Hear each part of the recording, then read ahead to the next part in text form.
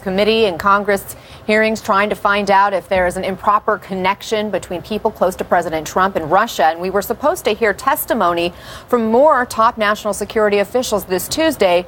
But this man shut that hearing down. The intelligence chairman, California Republican Devin Nunes, says the hearing is postponed. Democrats say he canceled it, and they're furious about it. At least one Democrat calling for Nunes now to step down. And here's a tweet from a member of that intelligence committee, Illinois Democrat Mike Quigley, saying, "We are very disappointed. Nunes canceled hearing, suppressing answers, stirring confusion, keeping people in the dark, won't allow us to fulfill our mission," he writes. Congressman Mike Quigley is joining me now live from Chicago. Congressman, thanks for coming on with us. Those are some pretty strong words, alleging your colleague is trying to keep people in the dark, suppressing answers. You really believe that?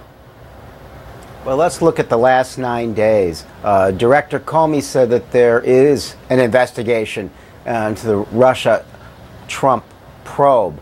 He said that the Russians attempted to help President Trump's campaign and hurt Hillary Clinton's campaign.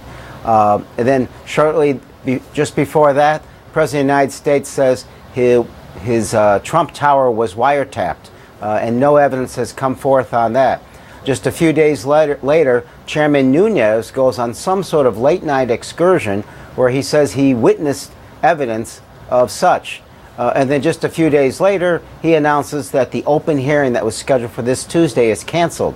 That's hardly a good week for a credible investigation. But do you believe he's trying to suppress answers and keep information from the American public? I think this is a twofold campaign by the leadership on the Republican side of the House and the White House. It is distraction and obstruction. There's no way you can account for all the actions that have taken place in the last 7 to 9 days. They have done nothing to help the investigation. There is zero reason to cancel Tuesday's meeting other than last week's public hearing went so horribly for them. What was the reason Devin Nunes gave you for canceling the hearing this week, the public hearing? He gave no reason directly to the Democrats. We spoke to the chairman, and then without telling us, he gave the staff 15 minutes notice that he was going to have this press conference where he announced the cancellation.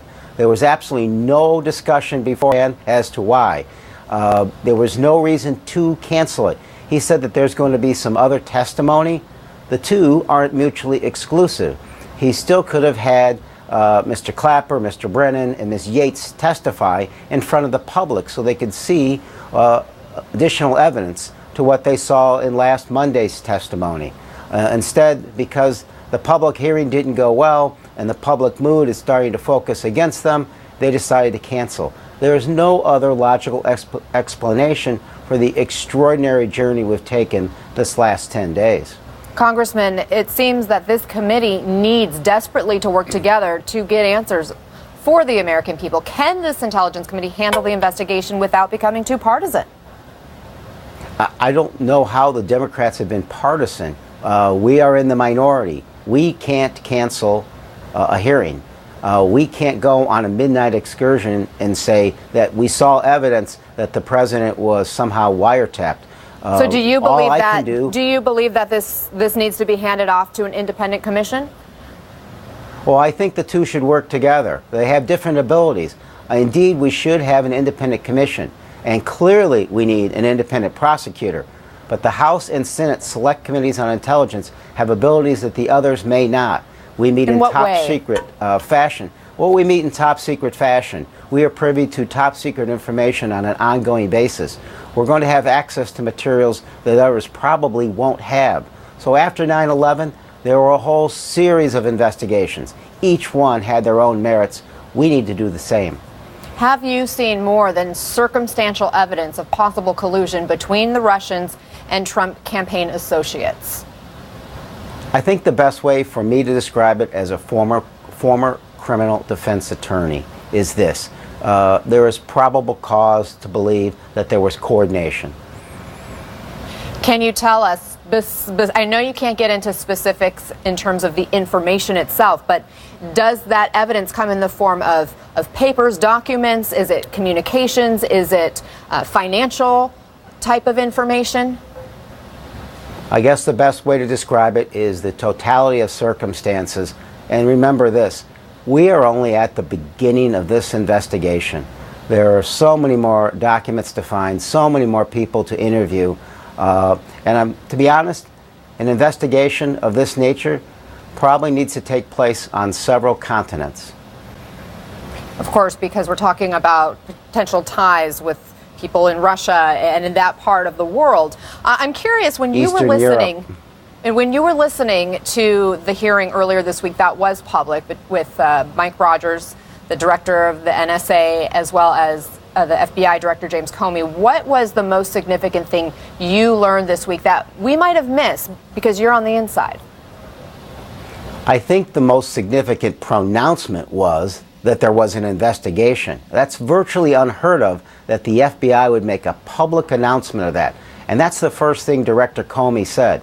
He also made the public pronouncement that the Russians attempted to help the Trump campaign and hurt Hillary Clinton's campaign. And finally, as it goes to the credibility that we talked about, he said there is no evidence that President Obama ordered the wiretapping of Trump Tower. In fact, he said no president has such power. That's right. That's true.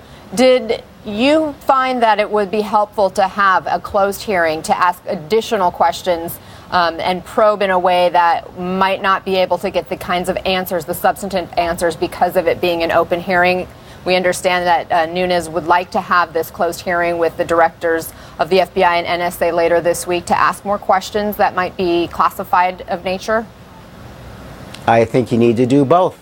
I think that while this is going on, and I said this is going to be a long investigation, there's absolutely no barrier to having both.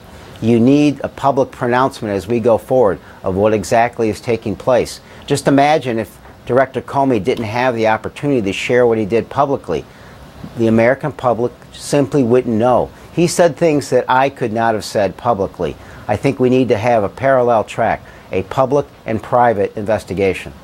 What are your expectations, speaking of public and private? Paul Manafort, Carter Page, Roger Stone, they agreed they would go before your committee. In fact, I know Carter Page has said, please make mine an open hearing. I'd love to testify publicly. What are your expectations to hear from them? Yeah, there's a lot of details there that still have to be worked out. Are they going to be compelled to testify? Are they going to seek immunity? Are they going to testify under oath? These are They're saying, sure, no problem, bring it on. No, they haven't all agreed to all of those details. I'd absolutely love to go forward. I don't think you begin that process by canceling the next public hearing. There are so many more people that need to testify. I'd be glad if they are willing to do so. Fantastic. Does Devin Nunes need to step down from his position as the chairman of the Intelligence Committee? He has to decide if he's going to have a credible. He has to decide if he's going to have a credible investigation. I suppose that's between him and Speaker Ryan. The Speaker is the sole person that puts him in that spot. He has to decide that he is not serving two masters here. The fact that he went to the White House with what he said was critical information as the chairman of the investigation involving Trump involvement with Russian cooperation is just unheard of. It's extraordinary. And the fact that he didn't share it with any of us before he did that, it just goes beyond the pale. But you're not calling for him to step down?